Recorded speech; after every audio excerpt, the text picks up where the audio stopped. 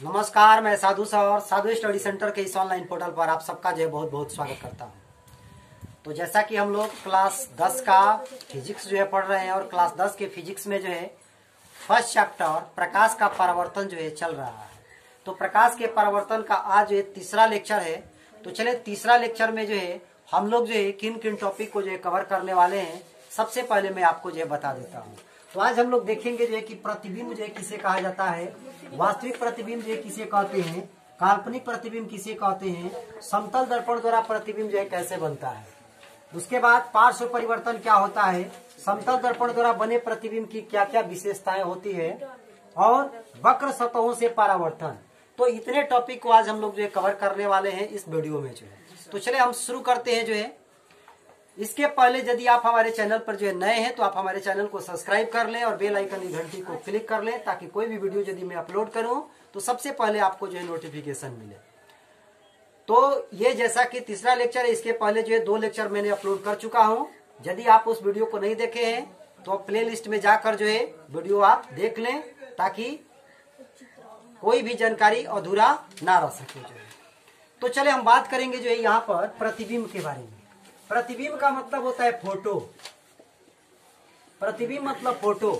जैसे अभी जो है इस मोबाइल स्क्रीन पर आप मुझे देख पा रहे होंगे, तो ये क्या है, मेरा प्रतिबिंब है, ये मेरा फोटो है। इसको इंग्लिश में हम लोग इमेज कहते हैं। क्या बोलते हैं इसको?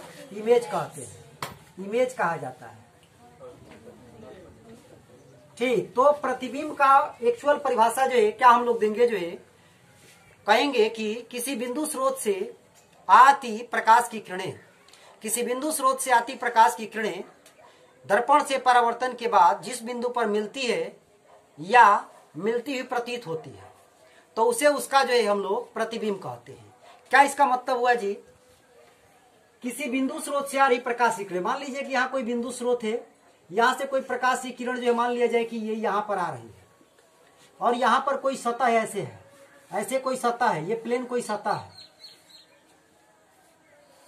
तो किसी बिंदु स्रोत से आती या आ रही प्रकाश की किरणें दर्पण से परावर्तन के बाद, ये समतल दर्पण है, दर्पण से ये परावर्तित हो गई। मान लीजिए कि ये जो है इस तरीका से परावर्तित हो गई जो है। तो दर्पण से परावर्तित होने के बाद, लौटने के बाद जिस बिंदु पर मिलती है या मिलती है प्रतीत होती है, तो देखिए मान लीजिए कि ये किरण जो है ऐसे गई, एक अन्य किरण और यदि हम लोग ले लें, मान लीजिए कि ये यहां पर गई और यहां से ये ऐसे जो है परावर्तित हो गए और परावर्तित होने के बाद जो है ये एक दूसरे के देखिए समानांतर हो गई। तो ये चूंकि किरणें तो नहीं मिलेगी कहीं पर भी, लेकिन इसको पीछे की तरह यदि हम लोग थोड़ा सा बढ़ाएं, ऐसे ऐसे पीछे की तरह बढ़ाएं तो देखिए ये यहां पर जो है मिल रही है। तो इसको हम लोग कहेंगे कि ये प्रकाश की किरणें आती हुई प्रतीत हो रही है। तो ये क्या कहलाएगा? इस वस्तु का जो है ये प्रतिबिंब कहलाएगा, फोटो कहलाएगा। ठीक, तो प्रतिबिंब का मतलब कि किसी बिंदु स्रोत से आती प्रकाश की किरणें दर्पण से परावर्तन के बाद वास्तव में मिलती है या मिलती हुई प्रतीत होती है। देखिए वास्तव में कैसे मिलती है, मान लिया जाए कि ये कोई दर्पण है, यहां से कोई किरण जो ऐसे चली जो है और ये किरण ऐसे चली गई जो है। एक अन्य किरण मान लिया जाए कि जो है ये यहां से ऐसे गई जो है और इस दर्पण पे पड़ने के बाद जो है मान लिया जाए कि ये इसी रास्ते में जो है लौट के आ गई। तो ये यहाँ पर क्या करे, एक दूसरे को कट कर रही है। तो यहीं पर जो इस वस्तु का क्या बनेगा, प्रतिबिंब बनेगा। इस वस्तु का प्रतिबिंब जो यहाँ पर बनेगा। तो ये वास्तव में ये किरणें जो है जा रही है और काट रही है, तो इसको हम लोग जो है क्या बोलेंगे, प्रतिबिंब बोलेंगे। तो इस प्रकार से यहाँ पर हम लोग ये भी देखेंगे कि प्रतिबिंब जो है 2 प्रकार के होंगे। एक जिसमें प्रकाश की किरणें जो है आती ही प्रतीत होती है और दूसरा है जिसमें प्रकाश की किरणें वास्तव में मिलती है। तो जो वास्तव में मिलती है तो उसको हम लोग वास्तविक प्रतिबिंब कहते हैं और मिलती हुई प्रतीत होती है तो उसको हम लोग काल्पनिक प्रतिबिंब कहते हैं, आभासी प्रतिबिंब कहते हैं। तो वास्तविक प्रतिबिंब को हम लोग रियल इमेज कहते हैं। क्या बोलते हैं इसको? Real image. तो रियल इमेज का परिभाषा हम लोग इस प्रकार से देंगे जो है कि किसी बिंदु स्रोत से आती प्रकाश की किरणें दर्पण से परावर्तन के बाद जिस बिंदु पर वास्तव में मिलती है तो वह उसका जो है वास्तविक प्रतिबिंब कहलाता है। क्या कहलाता है? वास्तविक प्रतिबिंब कहलाता है। वास्तविक प्रतिबिंब को जो है पर्दे पर हम लोग प्राप्त कर सकते हैं, पर्दे पर इसको प्राप्त किया जा सकता है। वास्तविक प्रतिबिंब हमेशा क्या होता है? उल्टा होता है। वास्तविक प्रतिबिंब हमेशा उल्टा होता है। तो ये बातें आपको याद रखना है कि वास्तविक प्रतिबिंब हमेशा उल्टा होता है और इसको पर्दे पर प्राप्त किया जा सकता है। अब काल्पनिक प्रतिबिंब की अगर हम बात करें तो कहेंगे कि किसी बिंदु स्रोत से आती प्रकाश की किरणें दर्पण से परावर्तन के बाद जिस बिंदु से आती हुई प्रतीत होती है या मिलती हुई प्रतीत होती है तो अब उसका क्या कहलाता है? आभासी प्रतिबिंब कहलाता है, काल्पनिक प्रतिबिंब कहलाता है। इसको इंग्लिश में हम लोग वर्चुअल इमेज कहते हैं। वर्चुअल इमेज इसको इंग्लिश में कहा जाता है, वर्चुअल इमेज। जैसा कि देखिए ये जो है ये इस वस्तु का प्रतिबिंब जो यहाँ पर दिख रहा है, ये वास्तव में किरण नहीं मिल रही है, ये किरण यहाँ से आती हुई प्रतीत हो, ऐसा लग रहा है कि इधर से देखने पर ऐसा लग रहा है कि ये किरण यहाँ से आ रही है, इसलिए इस वस्तु का प्रतिबिंब जो यहाँ पर बना हुआ है। ठीक है ना? तो ये कारण जो होता है। तो काल्पनिक प्रतिबिंब को हम लोग पर्दे पर प्राप्त नहीं कर सकते क्योंकि ये वास्तविक किरणों के मिलने से नहीं बनता है, तो इसको हम लोग पर्दे पर प्राप्त नहीं कर सकते हैं। पर्दे पर प्राप्त हम लोग नहीं कर सकते हैं। वास्तविक प्रतिबिंब क्या होता है? सीधा होता है। वस्तु की अपेक्षा हमेशा क्या होता है? सीधा होता है। तो ये बातें आप लोगों को याद रखनी है। चलिए आगे बढ़ते हैं। अब हम बात करेंगे कि समतल दर्पण द्वारा प्रतिबिंब का बनना। किसी समतल दर्पण में जो है प्रतिबिंब कैसे बनता है? आप ऐनक में अपना फोटो देखते होंगे, ऐनक में अपना मुंह जो है देखते होंगे, तो कैसे आपका चित्र जो है, कैसे आपका मुंह जो है उसमें दिखाई देता है? तो प्रकाश के परावर्तन के कारण जो है दिखाई देता है। और किस प्रकार से प्रतिबिंब जो है उसमें बनता है, तो चले मैं आपको जो है दिखाता हूं। देखिए इसको मैं रफ कर दे रहा हूं। समतल दर्पण द्वारा प्रतिबिंब का बनना। तो सबसे पहले हम लोग क्या करेंगे? एक समतल दर्पण जो है ड्रा कर लेंगे। ये एक समतल दर्पण हम लोग ड्रा कर लेंगे। मान लिया जाए कि यहाँ पर कोई वस्तु है, यहाँ पर कोई वस्तु है, इस वस्तु का प्रतिबिंब जो है हमें इसमें बनाना है।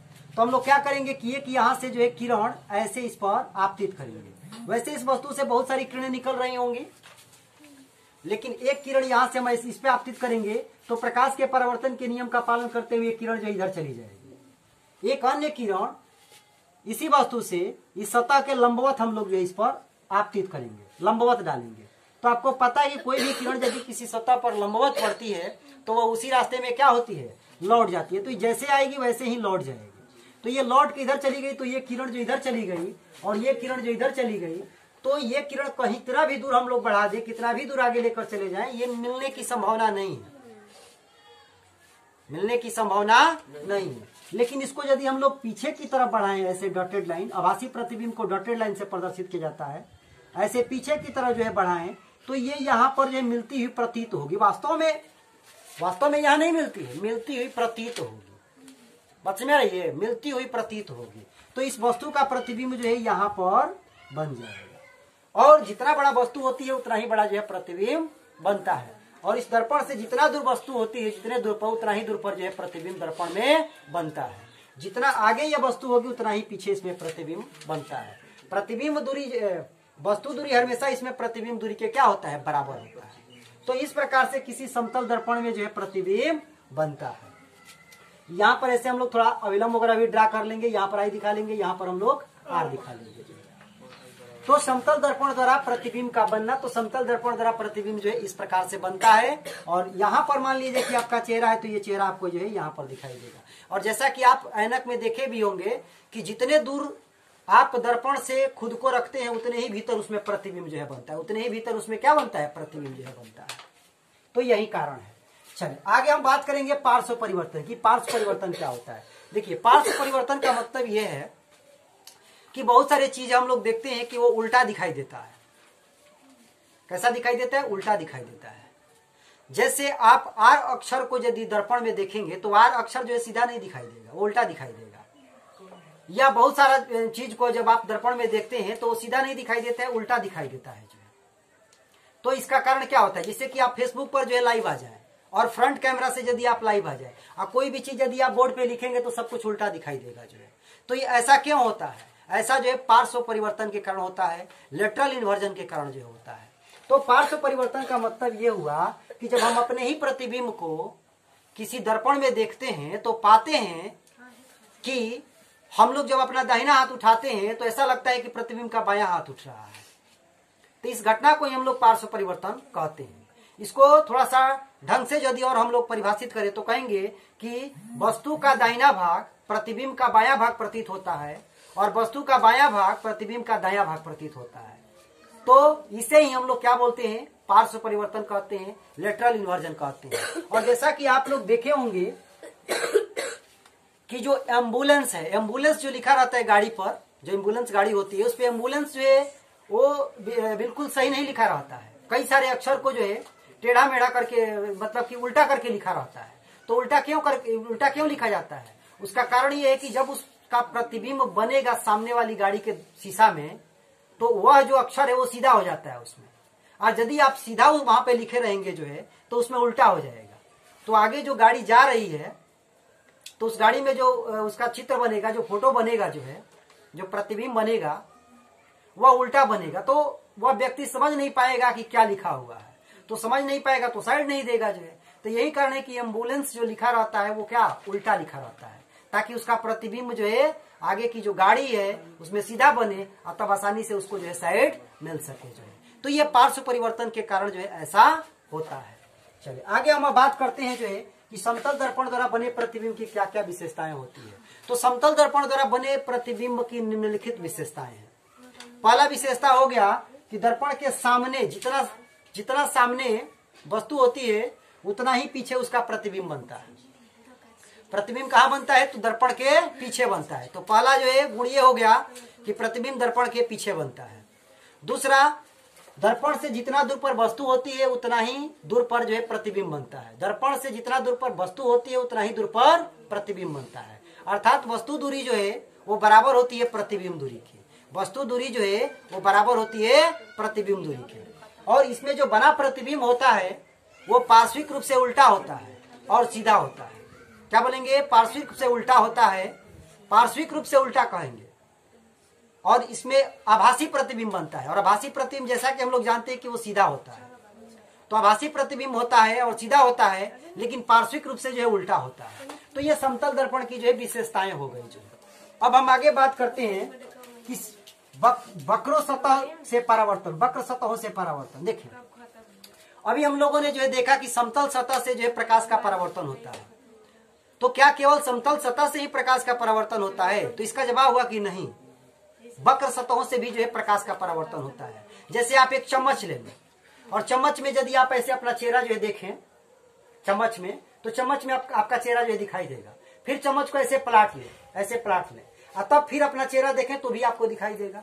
इसका मतलब क्या है? ये सतह कैसा है? ऐसे वक्र है। चम्मच का जो सतह होता है क्या होता है? ऐसे वक्र होता है, ऐसे वक्र होता है। तो इसमें प्रतिबिंब आपका दिखाई दे रहा है। इसका मतलब कहीं ना कहीं प्रकाश के परिवर्तन की घटना हो रही है, तभी तो आपका प्रतिबिंब दिखाई दे रहा है। क्योंकि कोई भी वस्तु तभी आपको दिखाई देती है जब प्रकाश का परिवर्तन होता है। तो प्रकाश के परिवर्तन के कारण इसमें प्रतिबिंब आपको दिखाई दे रहा है। और फिर जब आप इसको ऐसे देखेंगे तो इसमें भी दिखाई दे रहा है। तो ये भी क्या एक वक्र सतह है और ये भी क्या एक वक्र सतह है। अर्थात इससे स्पष्ट ये होता है कि वक्र सतहों से भी जो है प्रकाश का परिवर्तन होता है और वक्र सतह भी जो है प्रकाश के परिवर्तन के नियम का जो है पालन करती है। तो जो भी टॉपिक आज हमने लिया था डिटेल मैंने आपको जो है समझाया। फिर भी यदि इसमें कोई डाउट हो तो कमेंट बॉक्स में कमेंट करके जरूर आप हमें बताएं। हम आपके कमेंट को अगले वीडियो में जरूर जो है दूर करेंगे। तो चले आज के इस वीडियो को यहीं पर हम स्टॉप करते हैं।